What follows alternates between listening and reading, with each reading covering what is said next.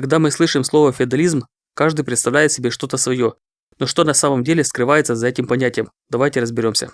Происхождение слова «феод» окончательно неясно. Скорее всего, он происходит от древневерхненемецкого слова «феху» – «фиху», обозначающего скот, имущество, деньги.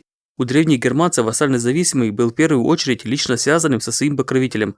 Феод был лишь внешний и видимый знак, кем является вассал и кому он был обязан своим вассальным положением. Существует дискуссия о том, кто сыграл решающую роль в формировании феодализма – Рим или германцы. В пользу Рима указывает на практику поздней империи. Римские власти передавали земли варварским племенам в обмен на военную службу. Именно в подражание Римской империи каролинги приняли у себя феодализм, когда начались набеги викингов. Это была договорная система, посредством которой нация, представленная королем, сдавала свои земли в аренду отдельным лицам. В раннем средневековье феодализм не был в принципе замкнутой системой и мог пополняться снизу. Простолюдин проникал в ее ряды в силу получения феода и возведения в рыцарей. Феодализм периода высокого средневековья предполагал, что владения, которые ранее передавались пожизненно, постепенно стали наследственными землями. Произошел переход от личного вассалитета к территориальному. В этом важную роль сыграла церковь. Монастыри и епископы стремились, чтобы феодалы жили как можно дальше от них. Территориальный принцип вассалитета привел к тому, что теперь вассалы, владевшие землями, полученными от разных сеньоров, могли легко уклониться от вассальных обязанностей, сославшись на то, что они входили в противоречие с обязательствами перед другим сеньором. Но этот принцип не распространялся на отношения Папы Римского и императора, который рассматривался как его вассал в символическом, личном и религиозно-ритуальном смысле. Феодализм – это явление, характерное прежде всего для Западной Европы, но даже здесь многие независимые владельцы были в средние века более многочисленны, нежели это часто утверждается. Для стран, таких как католическая Польша, термин «феодализм» не всегда применим, хотя в польской системе встречались элементы феодальных отношений, например, земельная зависимость и вассальные обязательства. Здесь не было четкой и выраженной феодальной иерархии. Более феодальным было Великое княжество Литовское. В России присутствовали только некоторые черты феодализма. За пределами европейского контекста обычно применяется термин «полуфеодальные отношения», особенно в отношении Японии, Турции и Эфиопии. Западноевропейский феодализм стал уникальным в том числе благодаря сильному влиянию христианской церкви, которая сама была крупнейшим феодалом. Она следила за исполнением феодальных договоров и обязательств. Церковь привнесла в феодальный договор сакральный элемент – присяга на Евангелии или мощах святых. Это сделало возможным общество, построенное не на личных отношениях, а на договоре, что вошло в менталитет эпохи и способствовало формированию правовой культуры.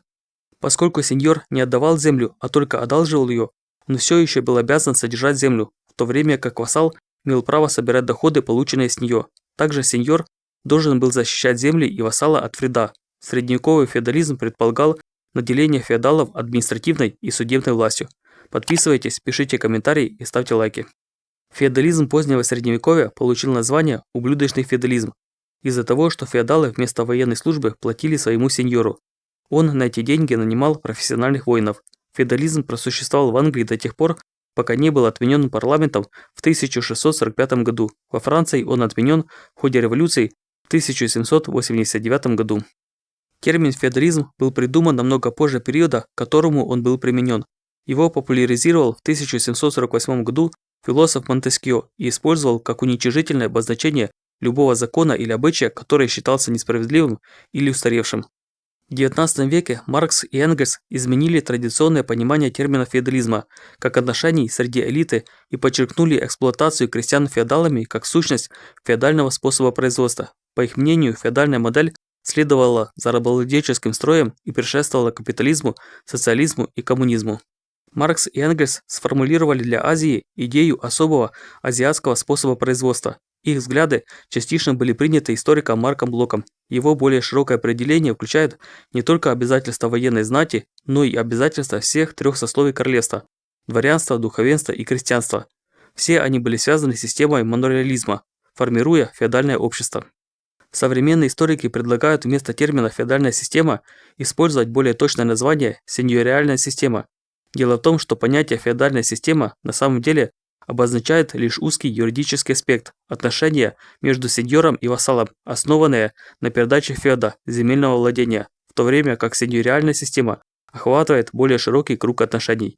Таким образом, когда мы встречаем термин «феодализм» в исторических обсуждениях, важно уточнять, о каком именно его понимании идет речь.